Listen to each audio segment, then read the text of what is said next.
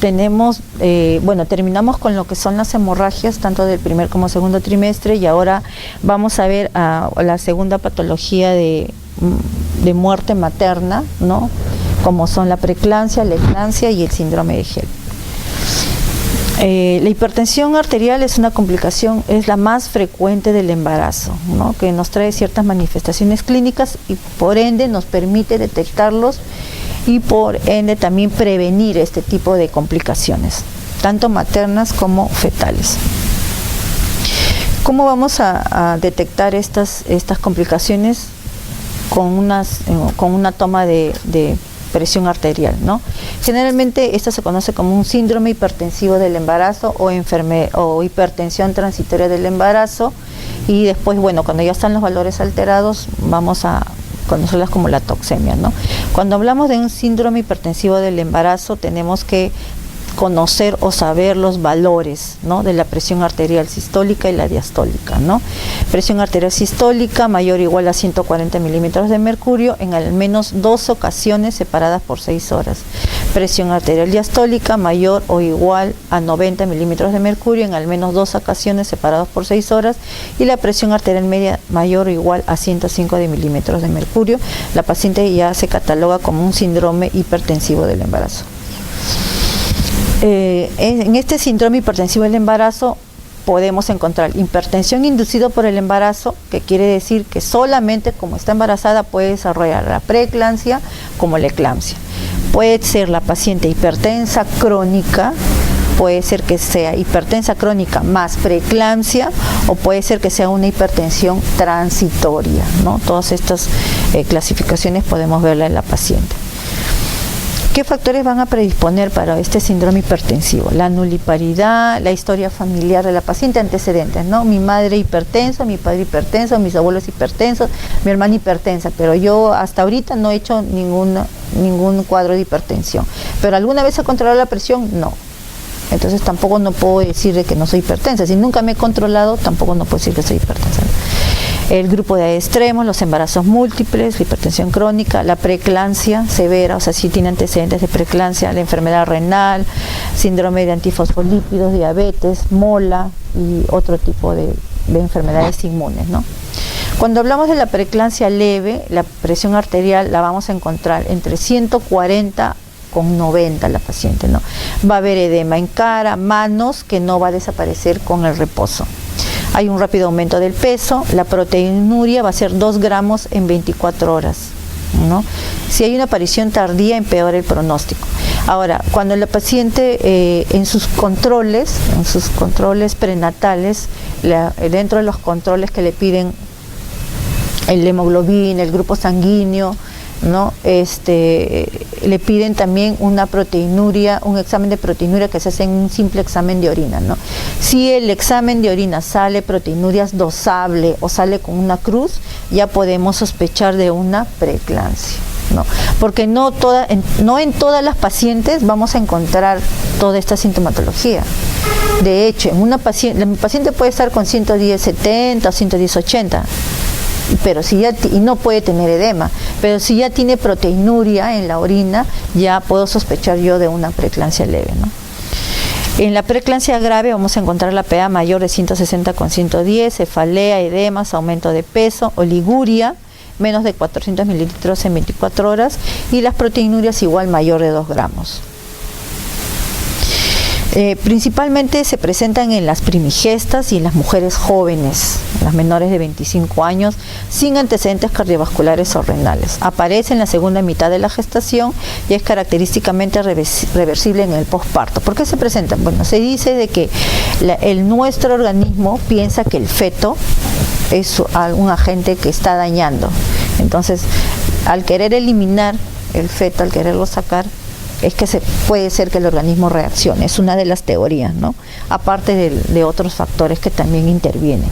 Por eso la preeclampsia, tanto la preeclampsia como la eclampsia, desaparece después del parto. O sea, a las 24 horas postparto se dice que ya esa patología desaparece, ¿no? Su incidencia varía entre el 2 al 30%. La hipertensión se acompaña de proteinuria y edema. O sea, eso es lo que conocemos como la triada. Cuando hablamos de la triada en la hipertensión tenemos la proteinuria, tenemos el edema y tenemos la hipertensión, ¿no? Si la paciente acude a la consulta y presenta uno de los 3 sintomatologías, no, porque si hablamos ya de las 3, ya la paciente de hecho ya es estamos hablando de una preeclampsia, presenta cualquiera de las sintomatologías, ya podemos sospechar que la paciente está iniciando un cuadro de una preeclampsia, ¿no? ¿Cómo se va a manifestar la preeclampsia? Con la cefalea, la fotofobia, el tinnitus, ¿no? La cefalea son los signos que conocemos como los signos premonitorios, ¿no? La cefalea, la fotofobia o la visión borrosa o la visión con estrellitas, el tinnitus o el pito, a veces que escucho, señorita, como una campanita, como un pito en mi oído, ¿no? Y lo otro también es la epigastralgia, ¿no? Por eso siempre cuando uno le pregunta a la paciente, sobre todo cuando son gestantes, ¿no? Porque tienen mucho más riesgo que cuando ya dieron a luz, ¿no? Entonces, cuando son gestantes siempre se le pregunta, ¿te duele la boca del estómago? ¿O tienes mareos? ¿O te duele la cabeza? Entonces, si presenta alguno de estos síntomas, ya son nuestros signos de alerta para nosotros, ¿no? En general, dicen, no ocurre en embarazos posteriores.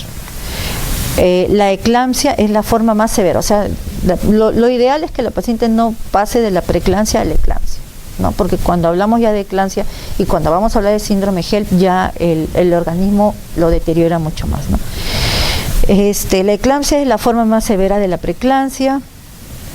La magnitud del alza de la presión arterial y del daño endotelial provoca una encefalopatía hipertensiva que le va a llevar a un cuadro de convulsiones y por ende a un coma en ausencia de una patología neurológica previa. O sea, la paciente de eclampsia puede llegar a un coma justamente por las convulsiones, ¿no? Se presenta aproximadamente del 0.1 al 0.3% de los partos y sin tratamiento puede causar muerte materna y fetal. Una paciente que llega a la diferencia de la preeclampsia con la eclampsia van a ser las convulsiones. Y si estamos hablando de una gestante que convulsiona, de hecho podemos pensar que el feto se muere, ¿no? Es el principal riesgo, por eso tenemos que tener mucho cuidado con nuestros pacientes.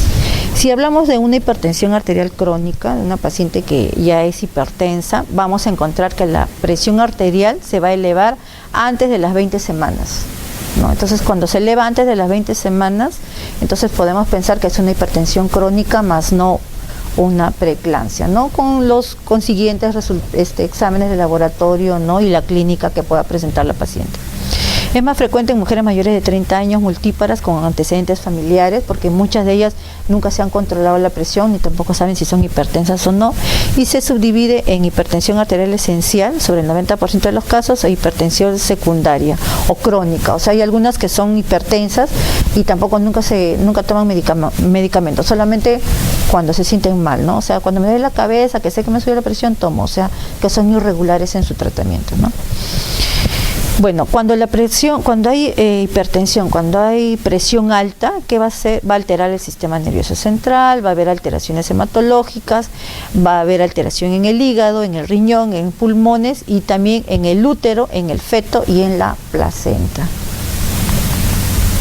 ¿Cuál va a ser la clínica o la sintomatología que va a presentar la paciente? Más que todo la clínica, ¿no? Porque la paciente no va a decir tengo proteinuria. Quien va a determinar eso somos el personal de salud, ¿no?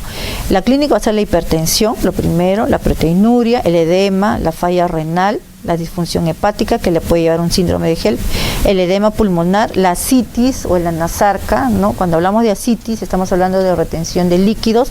La nasarca, vemos que la paciente hacemos el signo de fovea y vemos que la paciente llega incluso hasta 3 cruces, ¿no? Hay un compromiso neurológico porque hay irritación del sistema nervioso central que le va a producir una hiperreflexia, le va a producir la cefalea y le va a producir el tinnitus. ¿Cuáles son los exámenes auxiliares que se pide a toda paciente con preeclampsia leve, severa, entre la moderada y severa, ¿no? el hemograma, como siempre para saber el hemoglobina, el grupo sanguíneo, la proteinuria cualitativa, ¿no? La proteinuria cualitativa incluso en el primer nivel se puede hacer de manera manual, ¿no? El examen de orina completo, el perfil de coagulación, el tiempo de protrombina, el tiempo de tromboplastina, fibrinógenos, plaquetas, porque hay una alteración de la coagulación, ¿no? La paciente puede cursar con una plaquetopenia, y si hablamos de que hay alteración de las plaquetas, ¿cuál es la función de las plaquetas? La coagulación. Entonces, si no hay una buena coagulación, la paciente está expuesta a una hemorragia, ¿no? Por eso se producen todos los daños que ya hemos visto. Hay una alteración de la función hepática, TGO, TGP, el LDH, las bilirrubinas totales y fraccionadas, todas se encuentran alteradas, llegando hasta 400, 600, ¿no? La glucosa, urea, creatinina, las proteínas totales y fraccionadas, proteínas en orina de 24 horas, eso es en cuanto a exámenes auxiliares, y se pide pruebas de bienestar fetal, como es la ecografía, el perfil biofísico del feto, ¿no? Son exámenes especiales ecográficos, y la flujometría Doppler, ¿no? Que también se pide, que esto es para evaluar las venas, las arterias, que hay la irrigación tanto de la placenta con la relación que hay de la placenta con el útero y el cordón, ¿no? ¿Cuáles van a ser las complicaciones? Para la madre, el DPP, su primera complicación, ¿no? Insuficiencia cardíaca y edema pulmonar agudo, insuficiencia renal, daño hepático, CID, HELP, ACV, eclampsia, que la puede llevar a la muerte, ¿no? Estamos hablando ya en los casos más extremos, ¿no? Y para el feto, la prematurez, porque generalmente vamos a ver siempre en el niño, todo niño de madre de preeclampsia, eclampsia, lo que sea, siempre va a tener un retardo de crecimiento intrauterino, y los vamos a ver pequeñitos, ¿no? De 30 semanas, 32 semanas, 35 semanas. Puede haber muerte fetal, como ya les había mencionado, en el caso de las convulsiones, o puede haber muerte en el periodo neonatal. Al nacer tan prematuros, con todas las complicaciones, y no haber recibido la madre la atención de repente oportuna, o ya muy tarde, el niño nace, es atendido en la UCI, ¿no? En la UCI neonatal, y por ende el niño puede llegar incluso a morir después, porque no es tan prematuro, con tantas complicaciones, que no llega a superar el cuadro, ¿no?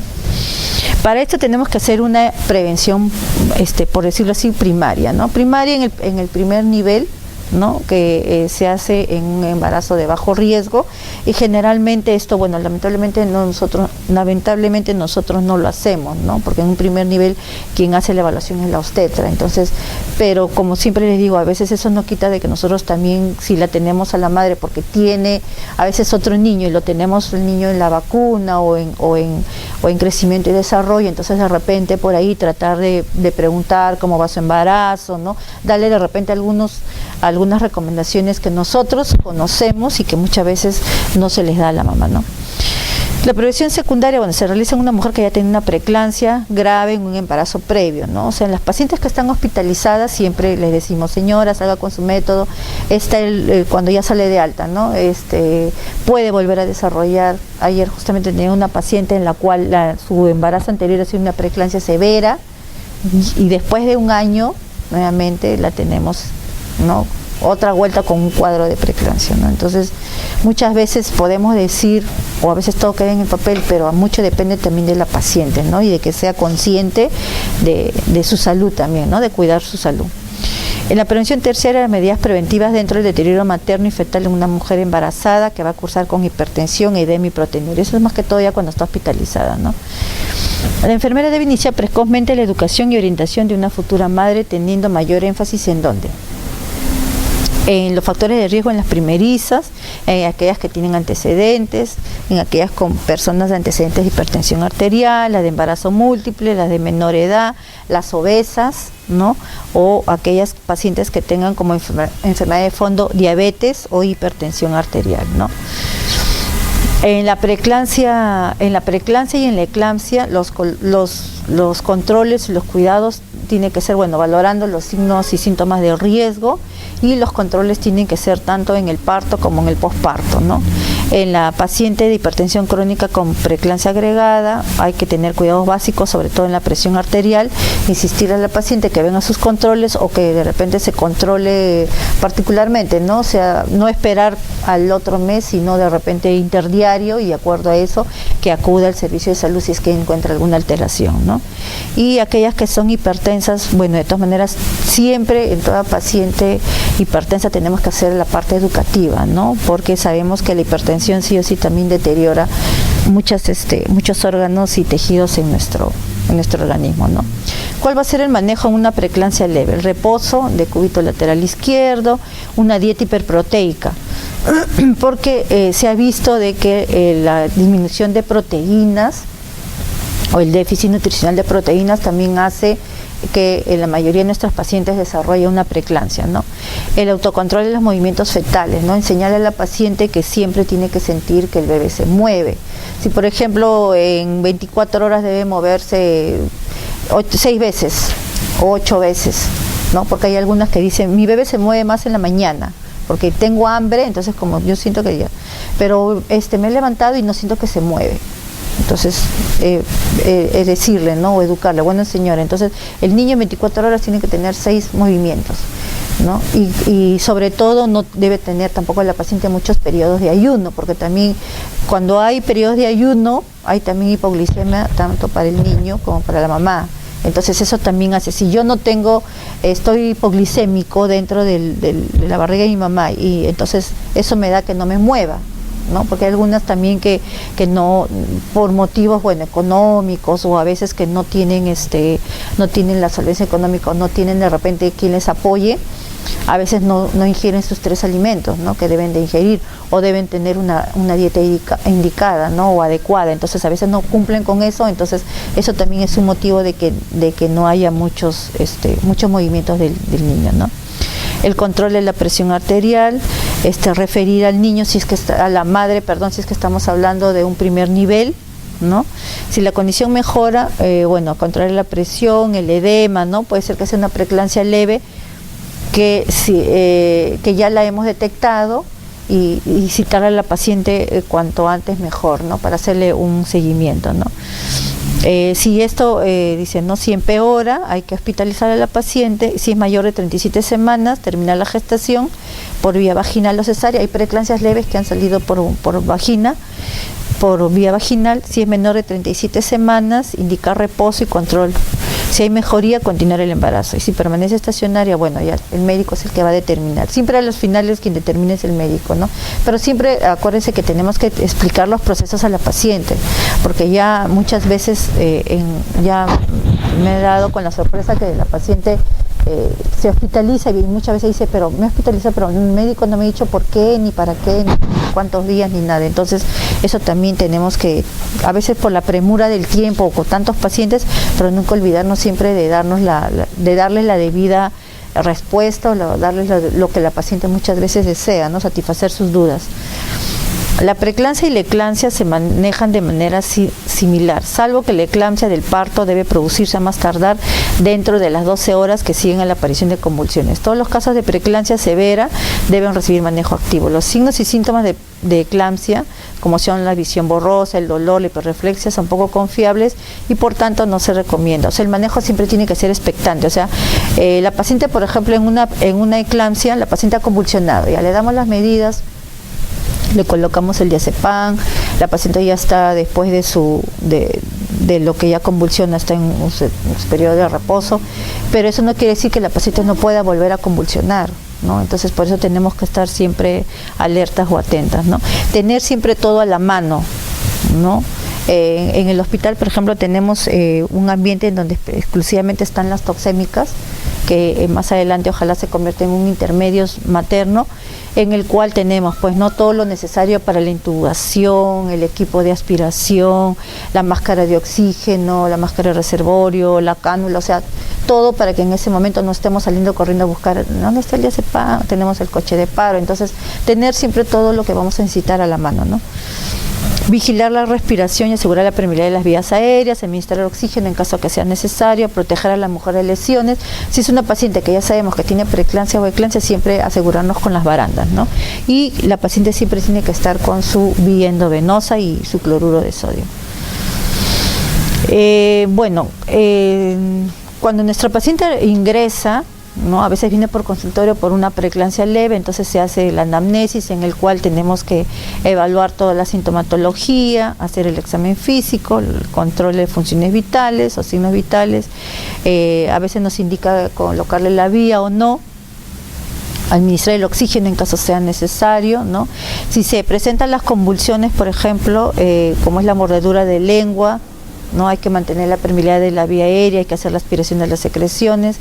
En el caso de la terapia, se usa el sulfato de magnesio, ¿no? El sulfato de magnesio de manera horaria, ¿no? Más adelante tenemos acá el sulfato de magnesio. El medicamento que se usa en toda paciente de preeclampsia y eclampsia es el sulfato de magnesio. Y para eso tenemos un protocolo de atención en la administración del sulfato de magnesio. Está específicamente dirigido para controlar las convulsiones en las pacientes de eclampsia y también se usa para detener las contracciones uterinas, prolongando el tiempo de embarazo, ¿no? Esto último que se usa en las contracciones uterinas lo están usando en el centro obstétrico, ¿no? Con las pacientes, pero nosotros en enfermería lo usamos específicamente en las pacientes de preeclampsia para evitar las convulsiones. Todo paciente de preeclampsia severa siempre está con su dosis de sulfato de magnesio, ¿no? Este fármaco no debe ser utilizado en pacientes con antecedentes de cardiopatía o compromiso renal porque puede daña un poco los riñones, ¿no? Está contraindicado su uso concomitante con bloqueadores de los canales de calcio por el riesgo de parálisis respiratoria. Vamos a ver acá, en todos los casos que se realiza una infusión de sulfato de magnesio, nosotros como enfermera debemos de saber de que la paciente tenemos que valorarla en 3 aspectos. Lo primero, la frecuencia respiratoria materna. ¿Por qué? Porque estamos viendo que el sulfato de magnesio actúa a nivel del sistema nervioso central y por ende, si nosotros nos excedemos en la administración del uso, podemos producir en la paciente un paro respiratorio. Por eso tenemos que evaluar la frecuencia respiratoria, que debe ser no menor a 12 respiraciones por minuto, ¿no? Los reflejos, que son los reflejos osteotendinosos, que puede haber hiperreflexia como hiporreflexia, ¿no? Generalmente tenemos más hiperreflexia, ¿no? Y la diuresis, que teniendo en cuenta que el sulfato de magnesio se elimina por vía renal, por eso que está contraindicado en pacientes que tienen problemas renales, debe ser como mínimo 30 centímetros cúbicos por hora. Entonces la enfermera tiene que evaluar estos 3 parámetros en la administración del sulfato de magnesio, ¿no? Un buen monitoreo clínico hecho por el personal de enfermería entrenado es suficiente para evaluar el empleo seguro y no requiere monitoreo sérico, ¿no? ¿Qué más tenemos acá? Dentro de los esquemas de manejo del sulfato de magnesio tenemos 2 manejos. El de Pritchard, que lo usábamos hace como 15 años, que era de manera intramuscular, ¿no? Lo iniciamos de manera intramuscular, donde colocábamos de 4 a 6 gramos de intramuscular. Cada ampolla de sulfato de magnesio, si ustedes lo han visto, tiene 10 centímetros, ¿no? Entonces si poníamos 4 ampollas, era 4 ampollas, 2 ampollas intramuscular en cada nalga. Entonces a la larga, como ustedes saben, eso produce un traumatismo, pues, ¿no? Porque el intramuscular, ¿hasta cuánto podemos colocar? Hasta 5 a 7, ¿no? Y nosotros le colocábamos 10 centímetros, 20 centímetros, ¿no? En cada nalga. Entonces eso a la larga produce equimosis y problemas. Entonces se cambió por el esquema de CIBAI, que es el manejo último que se está usando, ¿no? El esquema de CIBAI se administra 6 gramos endovenoso en un lapso de 15 a 20 minutos, dicen, ¿no? Que llamamos nosotros la dosis de ataque. Toda paciente de preeclampsia inicia con 6 gramos endovenoso como dosis de ataque. Antiguamente lo usábamos en Volutrol. Digo antiguamente porque ahora con la modernidad contamos con las bombas de infusión, ¿no? Porque también nosotros tenemos que usar también la tecnología, porque nos tiene que ayudar pues también la tecnología, ¿no? Pero generalmente las dosis de ataque lo colocamos en Volutrol porque se debe de colocar, acá la teoría nos dice que debemos de colocarlo de 15 a 20 minutos, ¿no? pero en la práctica nosotros lo colocamos en 1 hora. ¿Por qué digo en la práctica? Muchos dicen la teoría, pero a veces la práctica es lo que nos rige, ¿no? Cuando nosotros colocábamos los 6 gramos en 100 centímetros cúbicos en 15 minutos, la paciente se quejaba mucho de sensación de bochorno, de sensación de falta de aire, entonces teníamos el riesgo de que podíamos provocarle un paro, entonces lo colocamos en 1 hora. Entonces la dosis de ataque pasa en 1 hora y después de eso la paciente generalmente se inicia en las gestantes, va a sala de operaciones y después del parto continúa con su dosis de mantenimiento, que es 1 gramo endovenoso cada hora por 24 horas. Estoy hablando de una paciente con preeclampsia severa, que eso lo administramos con la bomba de infusión, ¿no? Preparamos la solución y en 24 horas la bomba de infusión me va a permitir de que pase el medicamento a la cantidad exacta, ¿no? Porque antiguamente usábamos el Volutrol, entonces imagínense, tenemos hasta ahora, ¿no? 6 pacientes, las 6 pacientes con Volutrol cada hora, entonces estábamos ahí nomás en ese ambiente, ¿no? Y no eran las únicas pacientes que teníamos, ¿no? Porque teníamos 30 pacientes. Bueno, entonces eso tampoco no nos aseguraba que pase la cantidad exacta y adecuada, ¿no? En una paciente que ha tenido convulsión, la dosis debe ser 2 gramos endovenoso. ¿Por qué 2 gramos? Porque la paciente ya ha convulsionado. Entonces, si bien sabemos que el sulfato de magnesio se usa para prevenir las convulsiones, o en pacientes que han convulsionado, entonces la dosis ya no puede ser 1 gramo. Porque si le damos 1 gramo, corre el riesgo de que vuelva a convulsionar. Entonces le damos 2 gramos o en forma horaria, ¿no? De igual manera preparamos nuestra solución con 2 gramos, ya en la bomba lo programamos y igual administramos a la paciente, ¿no? Entonces para eso también de igual manera cada hora tenemos nosotros que estar evaluando qué cosa. La paciente está con su monitor, evaluamos las respiraciones, pero tampoco no nos debemos confiar en la máquina, porque también muchas veces también la máquina se equivoca, ¿no? Entonces tenemos que evaluar nosotros y la orina. Por eso la paciente que es una preeclampsia severa sale con su sonda Foley, o mejor dicho, entra a sala de operaciones con su sonda Foley y se controla la diuresis horaria. Si la diuresis es menor de 30, suspendemos la administración del sulfato de magnesio, ¿no? Avisamos al médico, controlamos a veces y la presión está estable, pero la paciente no hay orina. O sea, ¿qué quiere decir? Que está entrando en una anuria, ¿no? O está haciendo oliguria, está disminuyendo la frecuencia urinaria. Entonces hay que iniciarle el reto de fluidos con cloruro de sodio, se le pasa 300, 400, pero tampoco eso no quiere decir que podemos excedernos, ¿no? Entonces pasa la hora, si la paciente no ha orinado ya no sería 1 hora, sino serían 2 horas, entonces algo está pasando con la paciente, ¿no? Entonces el médico tiene nuevamente que reevaluar para ver qué medidas va a tomar con la paciente, si esa paciente puede continuar con nosotros o está complicando, si tiene que ir ya a cuidados intensivos, ¿no? Para que tenga otro tipo de manejo. Bueno, terminamos con lo que es la parte de la preeclampsia y la eclampsia, que son el segundo índice de mortalidad materna, y vamos a continuar con lo que es el síndrome de Hell. Entonces, el síndrome de Hell, la triada que vamos a encontrar en el síndrome de Hell, tenemos la hemólisis, elevación de las enzimas hepáticas y la trombocitopenia, ¿no? Hell son las iniciales en inglés, ¿no? Que van a significar la hemólisis, la elevación de las enzimas hepáticas y la trombocitopenia. ¿Cuáles van a ser la sintomatología? Un dolor en epigastro, en hipocondrio, náuseas y vómitos, malestar general, cefalea, taquicardia. El síndrome de Hell generalmente, hay algunos pacientes que de frente debutan con un síndrome de Hell, ¿no? O sea, no llegan a hacer preeclampsia, eclampsia, ¿no? Hay algunas que de frente debutan con un síndrome de Hell, o hay algunas pacientes que son preeclampsia severa y terminan en un síndrome de Hell, ¿no? Dependiendo también del grado de afectación que tenga cada organismo, ¿no? ¿Cuál va a ser el manejo? Lo primero, hay que valorar el estado general de la paciente y hay que estabilizar la presión y todo lo demás que nos compete, ¿no? El reposo absoluto, la expansión del volumen plasmático, hay que usar soluciones cristaloides en el caso que esté indicado, dexametasona para tratar de la hipertensión, la profilaxis de las convulsiones, porque estas pacientes de Hell usan también sulfato de magnesio, el uso del antibiótico en el caso que esté indicado, corregir los desórdenes hematológicos, ¿no? Hay algunos que les indican con naquión, ¿no? Endovenoso, para corregir los trastornos de la coagulación. Y también en el caso ya más grave hay que sospechar de un hematoma subcapsular hepático, ¿no? Porque en algunos GEL ya muy complicados llegan incluso a haber estallamiento hepático, y por consiguiente a veces la paciente llega a la muerte, ¿no? El recuento de las plaquetas que ya habíamos mencionado, que tanto en el síndrome de en la preeclampsia como en la eclampsia puede haber plaquetopenia, ¿no? En caso de que tenga un problema de plaquetopenia hay que controlarle cada 6 horas, ¿no?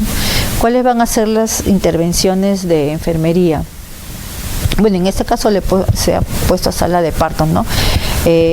Porque en otros países existe la enfermera con especialidad, enfermera materna que se llama, ¿no? O enfermera matrona. Entonces ella es la encargada tanto de la atención de la madre como del niño, ¿no? Hasta incluso la atención del parto, ¿no?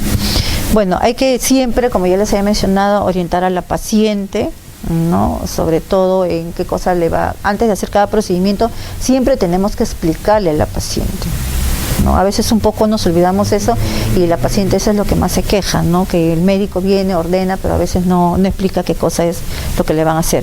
Hay que valorar el estado de conciencia también, valorar el estado del feto, ¿no? La paciente siempre debe estar de decúbito lateral izquierdo, canalizarle 2 vías siempre a la paciente, porque estas pacientes de preeclampsia o eclampsia siempre las vamos a encontrar bien edematosas, ¿no? Entonces a veces es un poco difícil tratar de canalizarle las venas porque están bien edematizadas las pacientes, pero en lo posible tratar de canalizarle 2 vías, una que sea exclusiva para colocarle lo que es el sulfato de magnesio y la otra para la hidratación, porque la paciente que está con sulfato de magnesio tiene que estar hidratada, porque si no, ¿de dónde la paciente va a orinar o se le va a pasar los líquidos? Tiene que estar hidratada, ¿no? Porque estamos hablando de una paciente también posoperada, ¿no?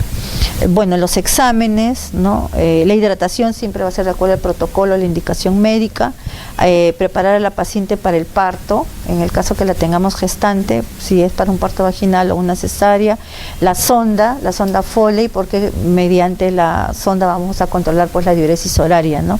Los signos vitales que deben ser monitorizados cada hora. Si es una paciente que está muy grave, será cada 15 minutos, ¿no? Bueno, nunca olvidarse de los registros de enfermería, sobre todo que debe ser con una letra clara, ¿no? Legible. Ahora, hablando de los registros de enfermería, bueno, no sé qué registro de enfermería usarán en algunos establecimientos de salud, ¿no? Nosotros tenemos nuestro registro en donde están los dominios, solamente los dominios afectados con respecto a la parte materna, ¿no? Entonces, estamos usando los diagnósticos que se usa para un síndrome de GEL, para una paciente con preeclampsia, ¿no? Y esto lo hemos logrado pues a través de capacitaciones, de estudios, y hemos sacado una hoja especial, ¿no?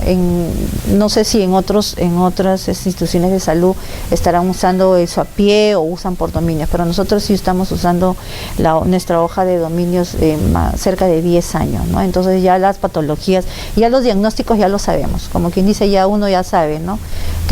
Pero siempre también tenemos nuestra guía que nosotros mismos hemos elaborado de acuerdo a las patologías del servicio, en las cuales los diagnósticos ya están escritos, de igual manera las intervenciones, pero por lo mismo que son un poco no tanto limitantes, sino siempre hacemos un registro descriptivo, ¿no?